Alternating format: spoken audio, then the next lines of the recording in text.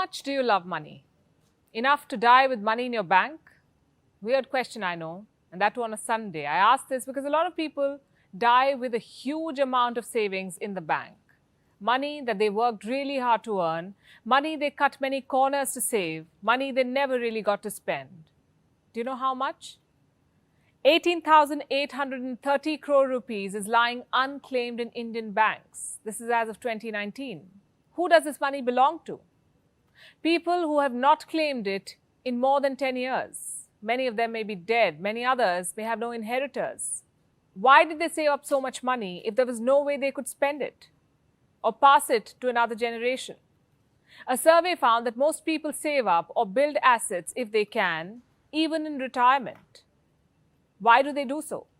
For unforeseen costs, said 40% of the respondents. Legacy, said many. Some said having money in the bank made them feel better.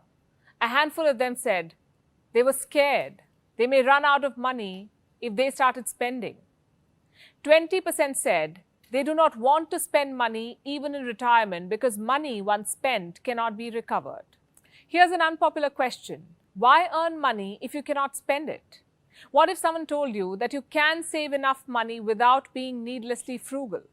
Hello and welcome to Gravitas Plus. I'm Palki Sharma Upadhyay, and this is India, a country where at least 75% of the population is literate, but only 24% of the adult population is financially literate, meaning only 24% of Indian adults understand the fundamentals of saving, investment, debt, and budgeting.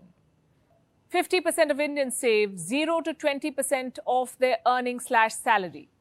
Then there are Indians who contribute to the 18,000 crore plus rupees lying unclaimed in banks by saving too much and dying with money in the bank. We are either overspending or oversaving. We don't know how to handle our money better. The answer to that lies in our school classrooms. In class 8, we are taught how to calculate cost price and selling price. We are taught how to find answers to questions like this one. We are taught how to calculate simple interest by multiplying P with R and T and dividing the sum by 100. And this sums up our financial literacy. We know theories, but not the application. We are taught calculation, but not how to make decisions in money matters.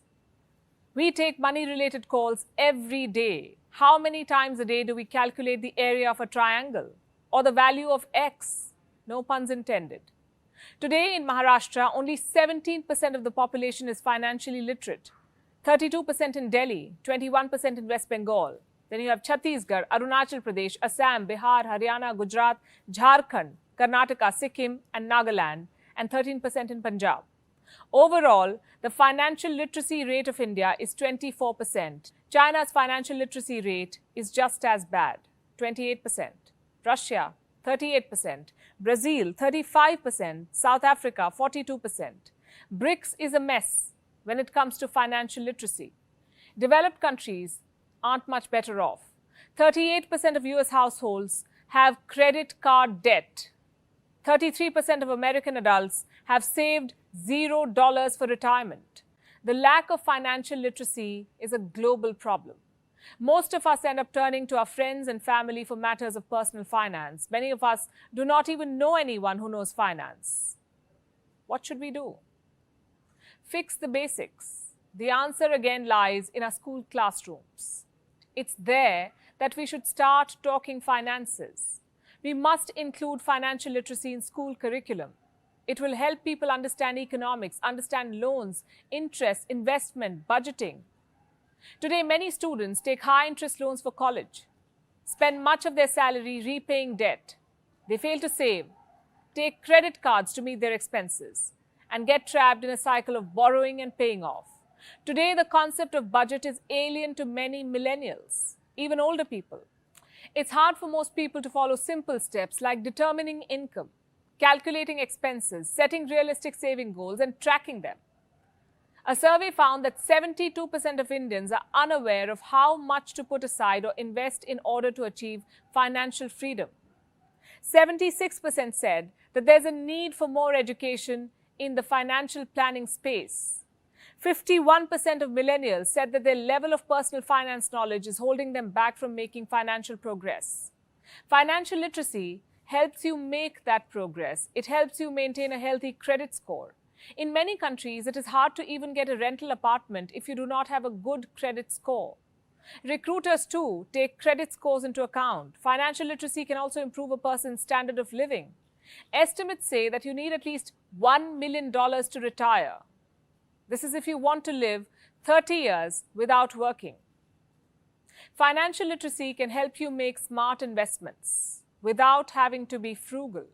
You see, the key to a good life is not saving aimlessly. It is smart investments. If you're worried about future medical expenses, take life term insurance that include medical covers. And frankly, I'm not an expert on finances, but I can share what some experts have told me. They say, start investing early, diversify your portfolio, divide your goals into short-term and long-term. A vacation or a new fridge could be a short-term goal. Retirement and a house in the hills is a long-term goal. Your child's college and bequest, again, your long-term goal. This is just the tip of financial literacy. It's a subject that we must all deep dive into. And now is the time to start. We've all heard stories about COVID victims who have passed away, leaving behind a pile of debt for their families. Many have mortgaged their family homes, many their cars and businesses. Financial planning can help avoid such crises. And more countries are now realizing this. In the United States, 21 states have compulsory financial literacy. New Jersey is the latest. In Australia, financial education has been embedded in school curriculum. Russia has introduced financial education programs for students of class 2 to 11. But the two countries that take the most pride in their education systems, India and the United Kingdom, are yet to push for mandatory financial literacy programs. What should you do if you're watching us from a country that does not offer financial literacy in school? Go online.